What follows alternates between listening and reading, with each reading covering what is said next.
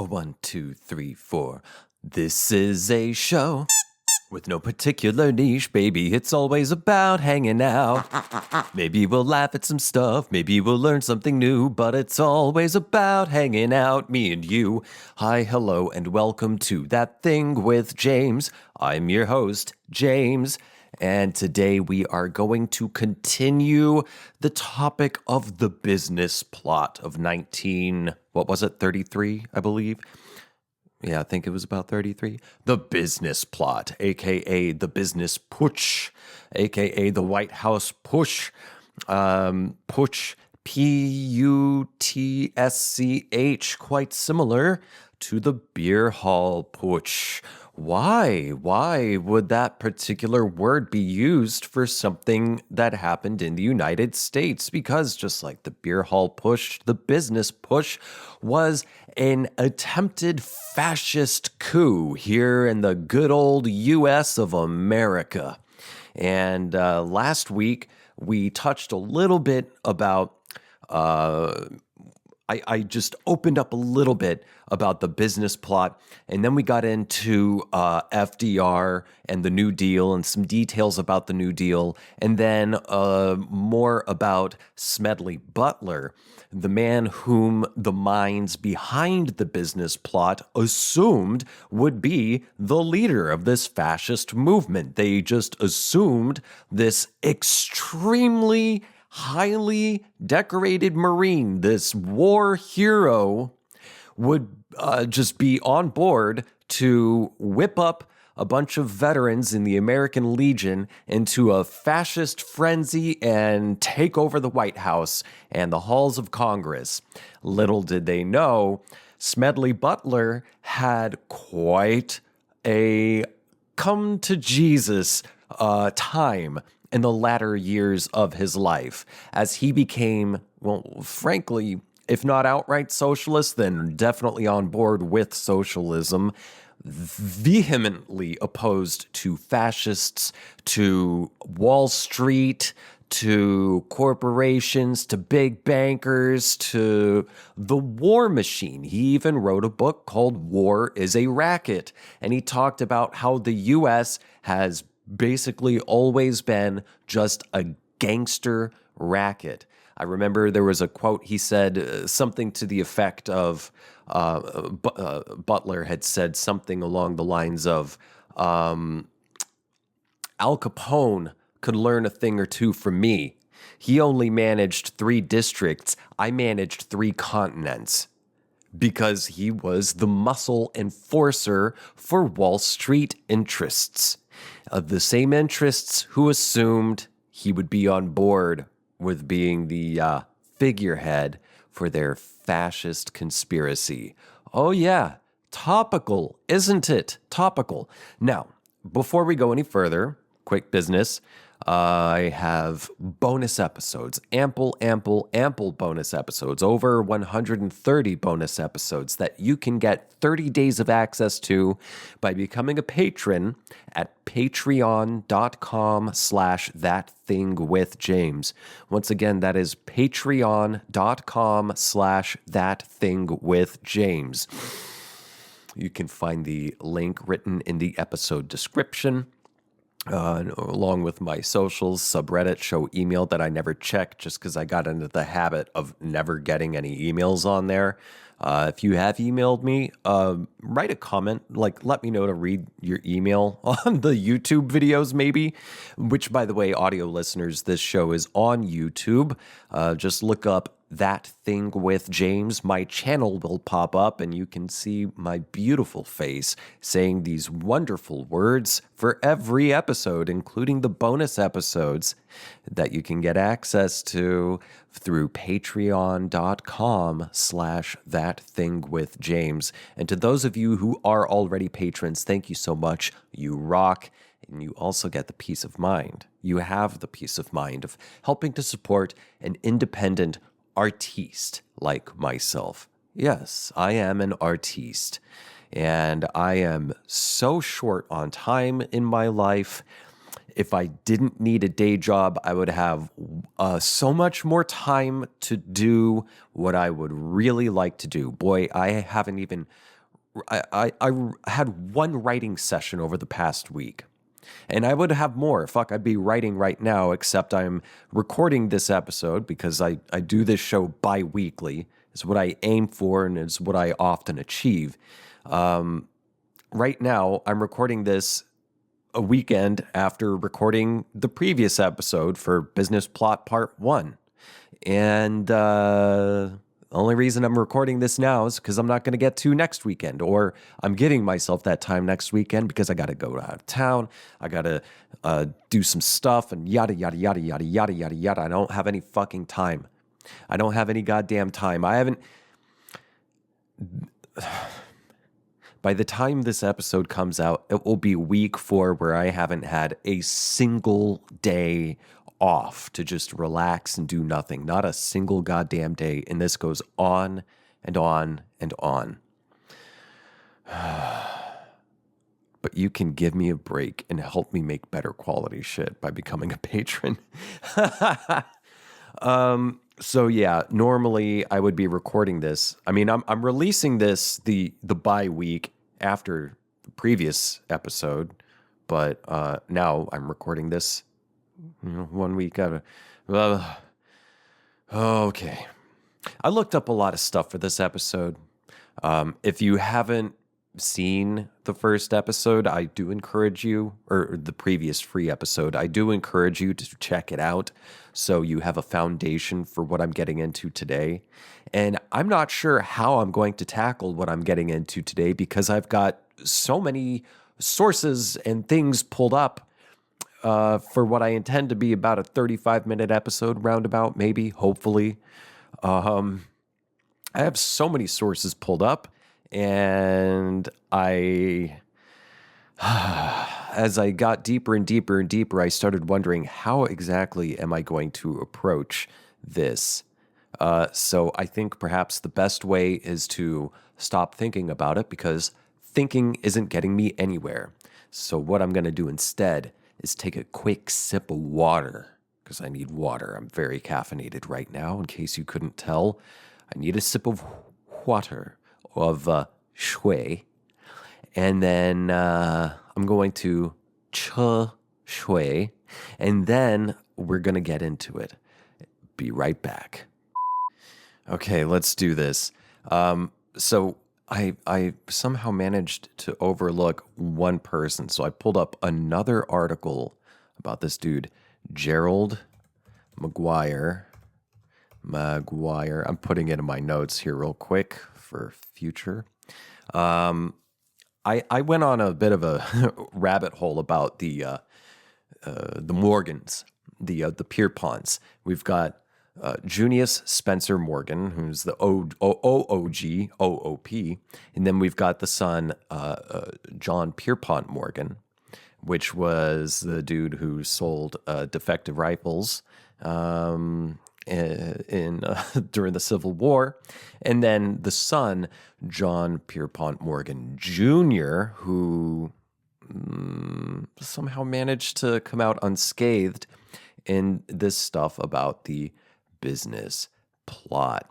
So let's do a quick refresher in case you need it or in case you didn't catch the first episode. The business plot was a political conspiracy in 1933 in the United States to overthrow the government of President Franklin D. Roosevelt and install Smedley Butler as dictator. Butler, a retired Marine Corps Major General, testified under oath that wealthy businessmen were plotting to create a fascist veterans organization with him as its leader and to use it in a coup d'etat to overthrow Roosevelt. In 1934, Butler testified under oath before U.S. House of Representatives Special Committee on Un-American Activities, aka the McCormick-Dickstein Committee, on these revelations. Although no one was prosecuted, the Congressional Committee final report said, quote, "There is no question that these attempts were discussed, were planned, and might have been placed in execution when and if the financial backers deemed it expedient," unquote. By the way, what's up with the fascism and big business and stuff? If you've been watching for a while, then you might recall me saying several episodes ago Mussolini's quote defining fascism as, I believe it was something along the lines of the merger of state and corporate powers is what it is. Basically, it is a corporate totalitarian control of a country is fascism. It appears as many things, but what's really behind it is money, money, money, money, money. Anyway, let's keep reading. Early in the committee's gathering of testimony, most major news media dismissed the plot. With New York Times editorial characterizing it as a quote-unquote gigantic hoax. Weird. Like I said in the previous free episode, major news media trying to say some fascist thing is a hoax? Weird. Why would they say that? Would they perhaps share some interests? Or perhaps the backers of the rag might share some interests? When the committee's final report was released, the Times said the committee, quote, purported to report that a 2-month investigation had convinced it that General Butler's story of a fascist march on Washington was alarmingly true, and also alleged that definite proof had been found that the much publicized fascist march on Washington, which was to have been led by Major General Smedley D. Butler, retired, according to a testimony at a hearing, was actually contemplated, unquote. The individuals involved, of course, all denied the existence of a plot, while historians have questioned whether a coup was actually close to execution. Most agree that some sort of subversive plan was contemplated and discussed. Background. Okay, here's what we didn't get into in the last episode. Butler and the veterans. I'm going through summaries and other articles here, whatever. This is not a history podcast. This isn't necessarily a politics podcast, and it's certainly not an unbiased podcast. I will tell you this. I'm not Ron Chernow. I'm not claiming to be fucking unbiased. If anyone, especially a historian, tries to tell you they're offering an unbiased perspective, they are full of shit. There is no such thing as unbiased. There's equitable. There's an attempt to cover multiple perspectives, but ultimately you cannot avoid bias. I'll just say that. In that Alexander book, bias, baby. Okay. Rather sympathetic to conservative perspectives. On June 17th, 1932, thousands of World War I veterans converged on Washington, D.C. They set up tent camps and demanded immediate payment of bonuses due to them according to the World War Adjusted Compensation Act of 1924. The act stated that bonuses would be paid no earlier than 1925 and no later than 1945. That's a long fucking gap. 20-year gap to get a bonus after fighting in the trenches? Yeah, wow. Walter W. Waters, a former Army sergeant, led this Bonus Army. Bonus Army was a group of 43,000 demonstrators in the mid-1932 to demand early cash redemption of their service bonus certificates. Let's keep reading.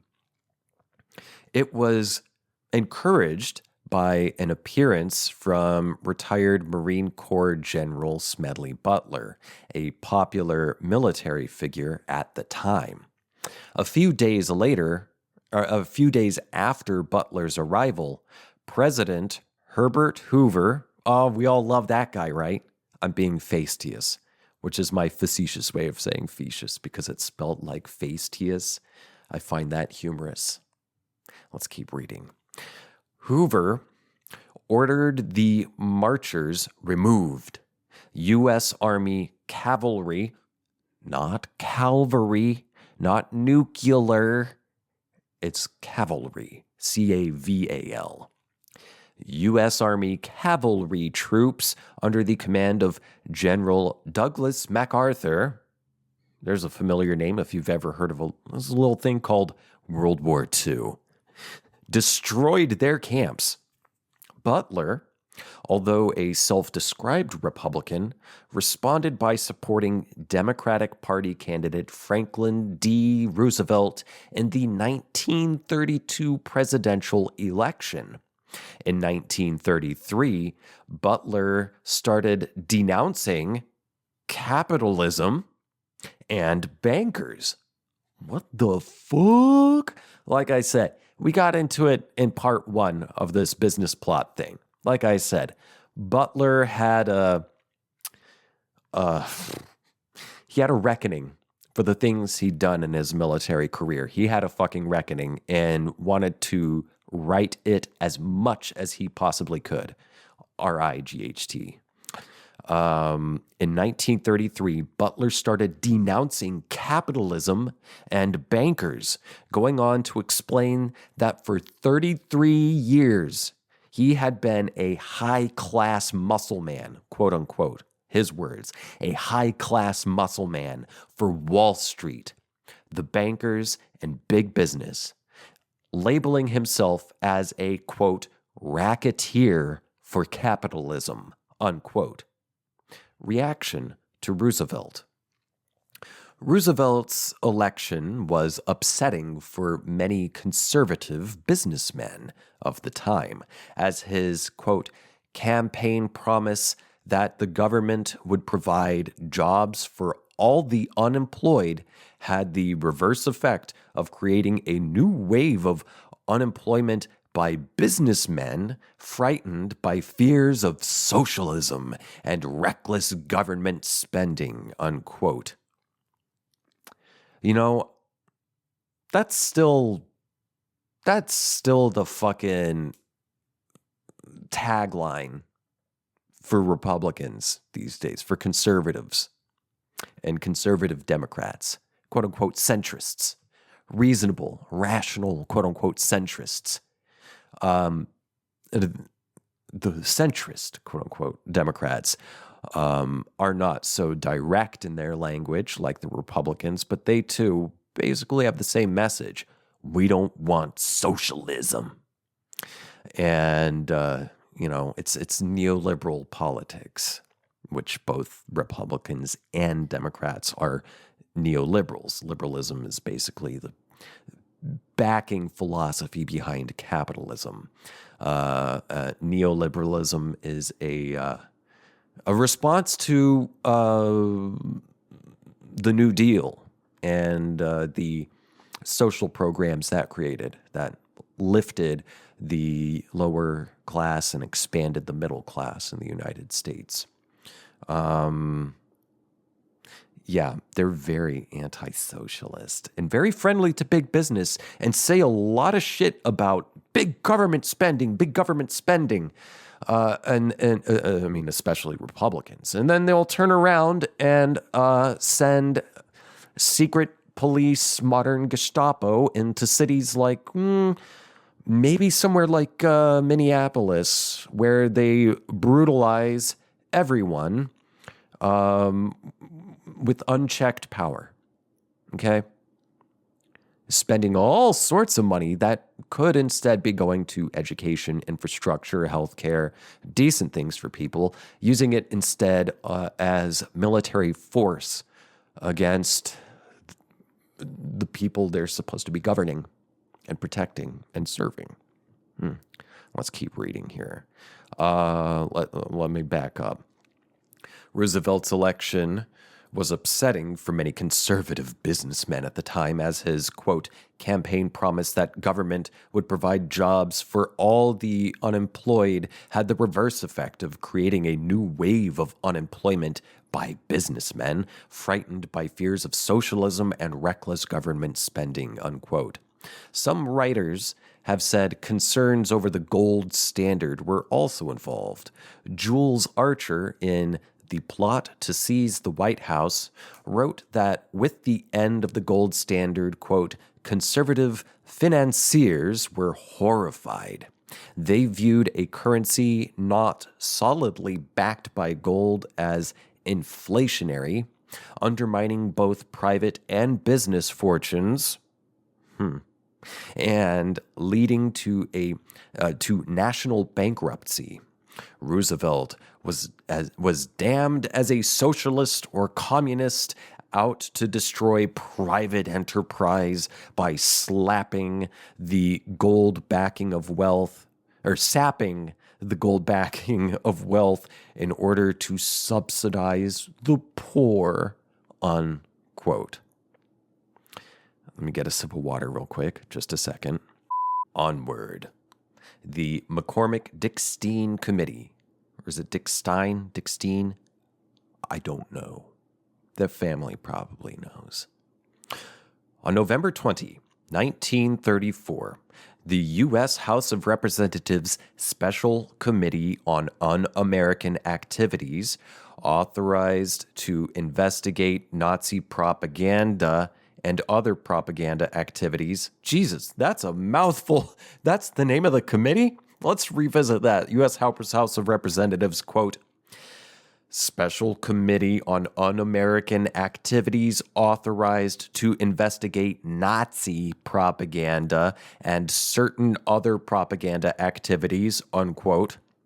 I'm talking about a broad fucking name. Also known as the McCormick-Dickstein Committee, began examining evidence of an alleged plot to seize the White House. On November 24, 4 days later, the committee released a statement detailing the testimony it had heard and its preliminary findings. On February 15th, 1935, so the next year, it was a handful of months later, the committee submitted its final report to the House of Representatives.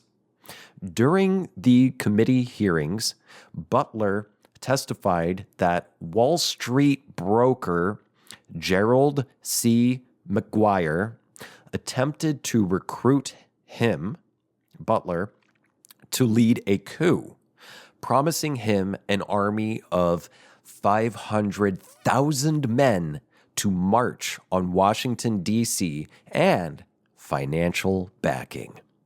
Butler testified that the pretext for the coup would be that the president's health was failing. Despite Butler's support for Roosevelt in the election and his reputation as a strong critic of capitalism, Butler said the plotters felt his good reputation and popularity were vital in attracting support amongst the general public and saw him as easier to manipulate than others. These Wall Street financiers, these brokers, viewed Butler, who was already talking shit about bankers and about capitalism, said, yeah, well, he's highly decorated and he's not that smart. We can flip him. We can flip him. The hubris of these fucking people. It drives me nuts, and it's everywhere still. Let's see. saw Butler as easier to manipulate than others. How fucking insulting. Given a successful coup, Butler said that the plan was for him to have held near absolute power in the newly created position of, quote, Secretary of General Affairs, unquote, while Roosevelt would have assumed a figurehead role. Those implicated in the plot by Butler all denied involvement. McGuire was the only figure identified by Butler who testified before the committee. Others whom Butler accused were not called to testify because, quote, the committee has no evidence before it that would in the slightest degree warrant calling before it such men. The committee will not take cognizance of names brought into testimony which constitute mere hearsay, unquote. Some of those men, one of those men would be John Pierpont Morgan Jr. Yes, J.P. Morgan, Chase and Company. Let's keep reading. On the final day of the committee, January 29th, 1935, John L. Spivak published the first of two articles in the communist magazine New Masses, revealing portions of testimony to the committee that had been redacted as hearsay. Spivak argued that the plot was part of a plan by J.P. Morgan and other financiers who were coordinating with fascist groups to overthrow Roosevelt. On March 25th, 1935, McGuire died in a hospital in New Haven, Connecticut, at the age of 36. Jesus, that guy was 36? My God. He looks a lot older.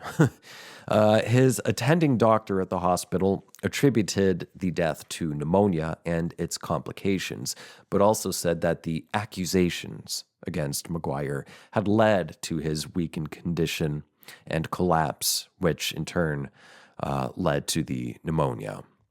So let's read a bit about McGuire here. There's not a lot I've found about this guy, so I've got this article here on Connecticut history.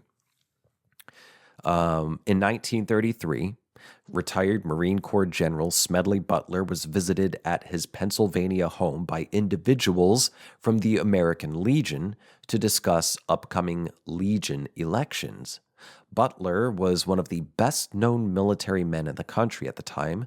According to Butler, the visitors came with ulterior motives and chose to meet with him because of his reputation for being popular with everyday soldiers. Gerald McGuire. Among the visitors was Gerald McGuire, the Legion's Connecticut commander. McGuire was born in Rhode Island on May 10, 1897, served in the First World War, settled in Darien, and worked at a prominent Wall Street brokerage house. He and many of the moneyed men he worked with felt alarm at the proposed policies of Franklin Roosevelt, the country's new president. According to testimony Butler later gave to Congress, McGuire said he had large sums of money at his disposal to bankroll a run by Butler for the Legion's top post. A short time later,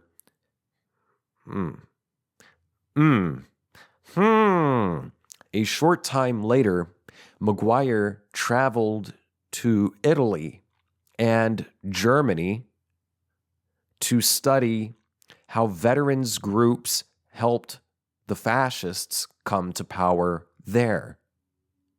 When he returned, he met with Butler several more times and, according to Butler, stated that very wealthy, powerful men had $50 million available to spend on a coup against Roosevelt. Who are these other men? The American Legion would be the 500,000 strong vehicle to bring about the coup, and they wanted Butler to lead it. Besides McGuire, Butler stated he met with Robert Clark, an heir to the Singer Sewing Machine Company, who is associated with J.P. Morgan in one of the other articles I've got here. According to Butler, Clark confirmed everything McGuire had said and named other plotters, some of whom were among the most prominent and best-known industrialists, politicians, and military figures in the country. Clark reportedly told Butler that some of those who supported the plan were willing to bankroll it, were executives from DuPont Corporation, including Irene DuPont, which, by the way, many moons ago, I did an episode about American companies backing the Nazis in Germany, and DuPont was a big player in that. Democratic Party candidates for president in 1924 and 28, John Davis and Al Smith, several people associated with the J.P. Morgan banking interests, including Thomas Lamont, great-grandfather of Connecticut Governor Ned Lamont, and Grayson Murphy, a director of another company that came up when I was covering companies that were sending a lot of money to Hitler, director of Goodyear Tire, Anaconda Copper, and Bethlehem Steel.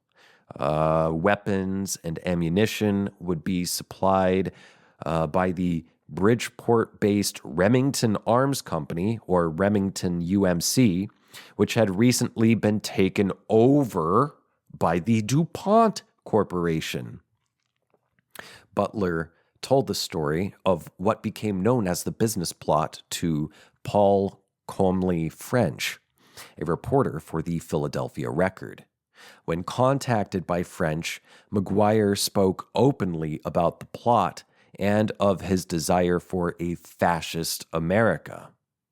McGuire's desire. Hey, that kind of rhymed. He steered the reporter to some of his associates, and French wrote an expose that appeared in both the Record and New York Post.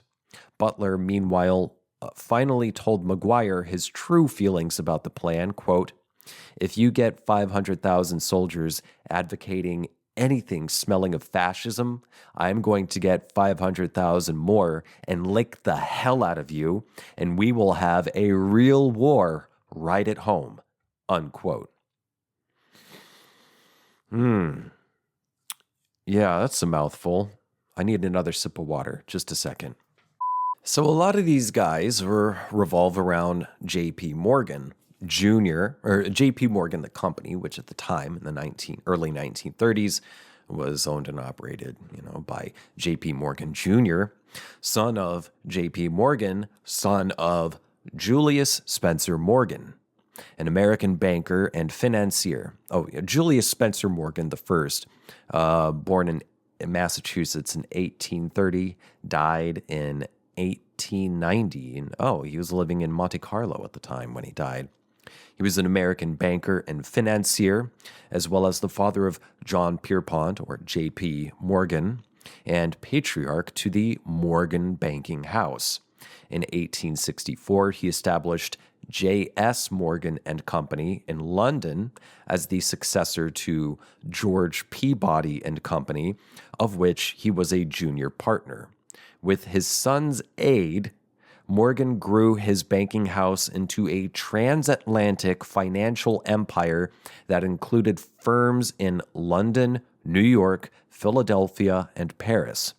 By the time of his death in 1890, the Morgan banks were dominant forces in government and railroad finance, and his was the preeminent American banking house, biggest banking house, and they owned the railroads outright. They also owned and established the Pullman Company, or the Pullman Corporation, which was extremely racist and fucked up, and they have their hands in creating company towns, so on, so forth.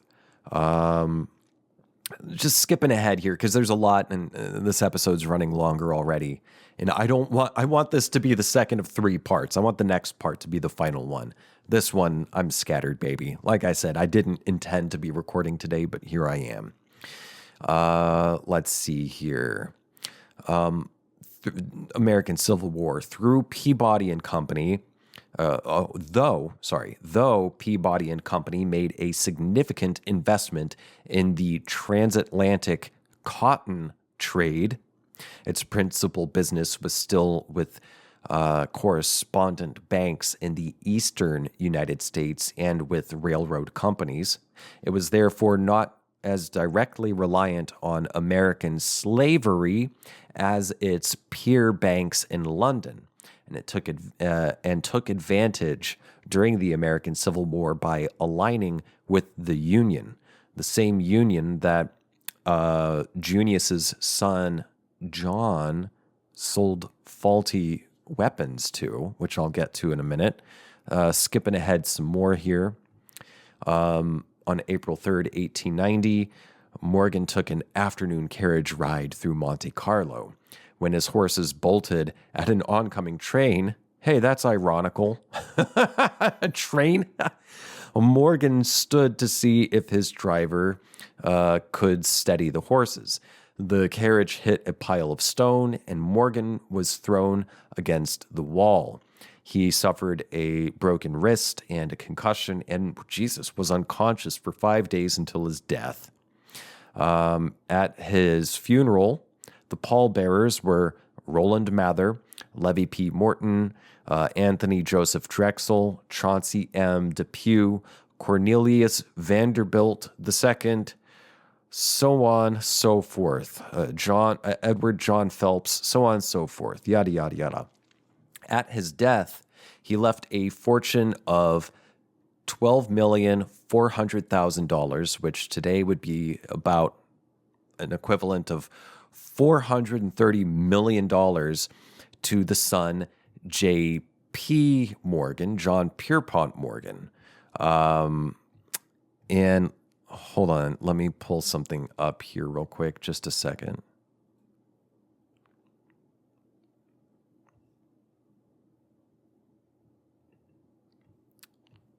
Okay, here we go. John Pierpont Morgan Sr., 1837, born, died 1913, was an American financier and investment banker who dominated corporate finance on Wall Street throughout the Gilded Age and Progressive era.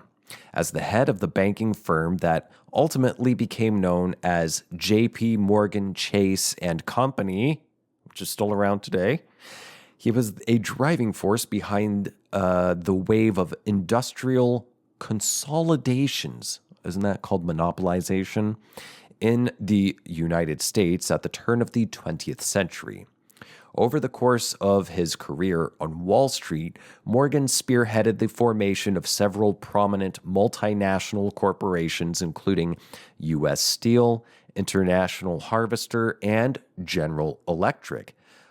He and his partners also held controlling interests in numerous other American businesses, including Aetna, which is still a health insurance company, Western Union, and, like I mentioned a bit ago, the Pullman Car Company, and 21 railroads. His grandfather, Joseph Morgan, was one of the co-founders of Aetna. Throughout his holdings, Morgan exercised enormous influence over capital markets in the United States. During the Panic of 1907, he organized a coalition of financiers that saved the American monetary system from collapse. As the Progressive era's leading banker, Morgan's dedication to efficiency and modernization helped transform the shape of the American economy. Adrian Woodridge characterized Morgan as America's quote-unquote greatest banker. Oh, and there's that Ron Chernow guy again, estimated his fortune as $80 million. So, yeah, Chernow, yeah, whatever. So Morgan Sr. Financed Tesla, not modern Tesla, Nikola Tesla, to build a contraption. And then later found out the contraption Tesla was trying to build was the free electricity for everyone thing, free wireless electricity for the world thing. And Morgan immediately pulled out and basically blackballed and ruined Nikola Tesla's life. So there's that. And also, this Morgan Sr. is perhaps likely associated with making a lot of money during the Civil War. Here's a piece from an article, The Field Ethos. The dude who starts this article starts off saying that he's a fan of Elon Musk, which makes me a bit questionable. Okay, this dude's a conservative, but even he has to say about the Hall carbine scandal here. In 1861, both the North and South were rabid for armaments.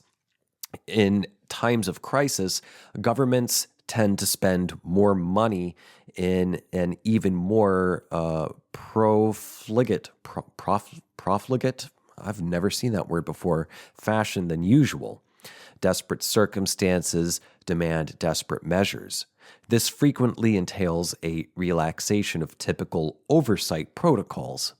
With the Union starving for guns, J.P. Morgan Sr.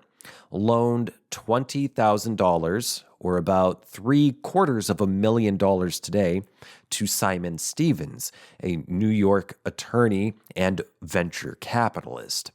Stevens took the money and bought 5,000 Army surplus Hall rifles for $3.50 apiece. The writer simplifying it here a great deal. The transaction was a labyrinth, as are all such sketchy enterprises.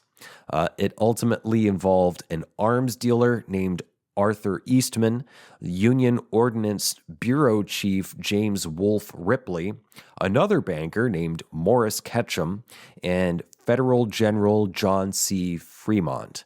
Money was flying all over the place. A bit about the gun. The Hall rifle was originally designed in 1811 and adopted for military service 8 years later. They were produced at Harper's Ferry, which is the thing that, my goat, one of my heroes, John Brown, tried to take over. In both flintlock and percussion versions. By the onset of the American Civil War, the Hall rifle was lyrically obsolete.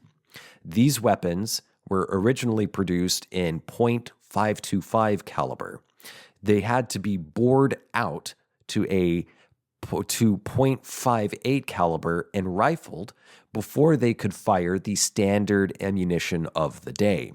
This conversion process cost about 75 cents per gun.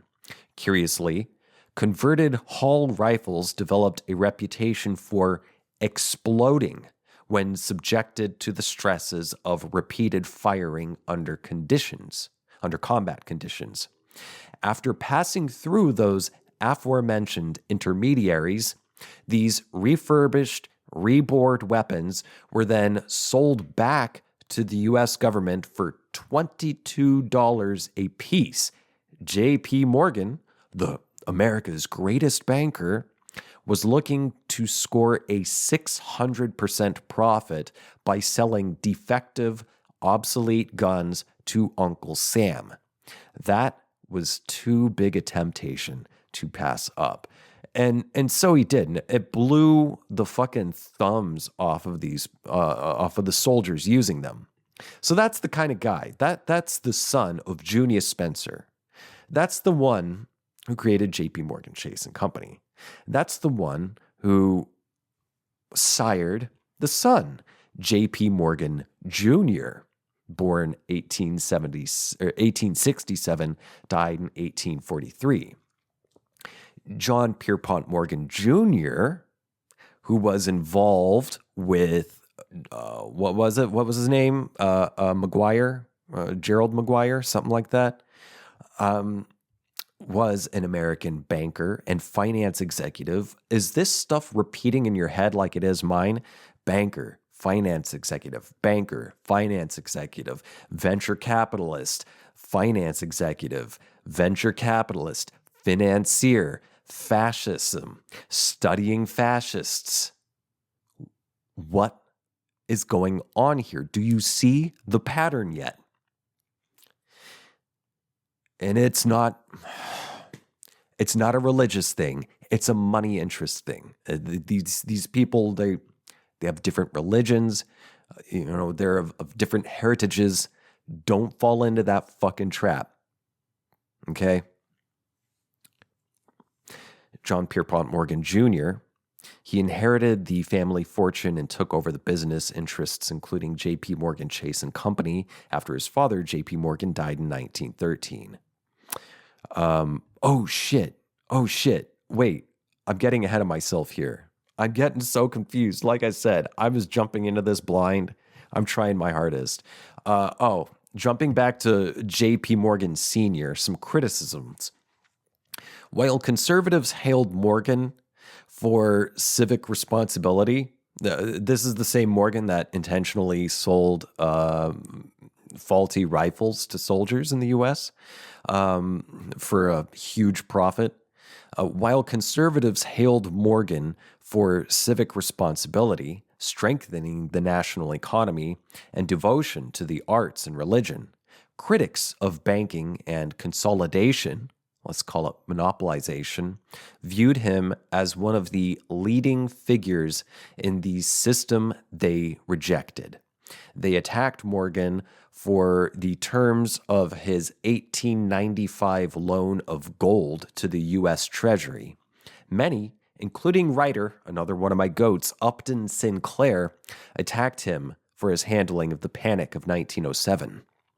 In December 1912, Morgan testified before is that Pujo or Pujo Committee? There's a J. A subcommittee of the House Banking and Currency Committee. The committee ultimately concluded that a number of financial leaders was exercising considerable control over many industries.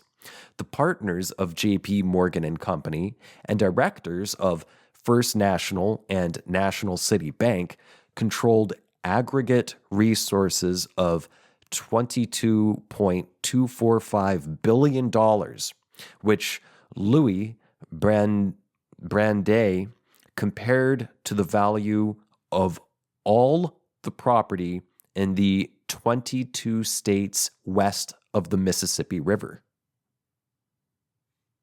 That's a lot of money. In the early 2000s, an investigation by historian James Litta, I hope that's how you pronounce that name too, discovered that through parts of its business, J.P. Morgan Chase accepted, this is the same J.P. Morgan Chase that had cotton interests in the Civil War, but then turned around and supported the Union because it got a lot of Union bonds. Okay. J.P. Morgan Chase accepted thousands of slaves as collateral on loans made to plantation owners in the early 19th century, and that it ended up owning several hundred slaves. The banks in question, Citizens Bank and Canal Bank, both now part of J.P. Morgan, served plantations from the 1830s until the American Civil War, and sometimes took ownership of slaves when the plantation owners defaulted on loans. J.P. Morgan estimated that between 1831 and 1865, the two banks accepted approximately 13,000 slaves as collateral and ended up owning about 1,250 slaves. An apology was made in compliance with a rule requiring companies to detail past dealings with slave trade when doing business with the city of Chicago. You know what? I'm going to call that for this part. This is an overly long episode. I feel like this was a total fucking mess in my covering of it, but I'm doing what I can here. Hopefully you could keep up with everything. It was a bit of a whirlwind for me. Yeah. Part 3, I'll get into JP Morgan Jr. and then the rest of the business plot. Oh, and also the fact that George W. Bush's grandfather may have been buddy-buddy with Hitler. Maybe. We'll find out in the next episode. If this was too hard to follow, I apologize. Like I said at the beginning. Anyway, that's it. Thanks for tuning in. And, maybe you can help make this show better by supporting it at patreon.com/ThatThingWithJames. I'm going to be getting into palate cleanser stuff in this week's bonus episode. Just silly stuff, unrelated to all this. I need a laugh. I need a break. So check it out. And to those of you who are already patrons, thank you so much. That's all for this episode, and I hope to catch you next time. Bye.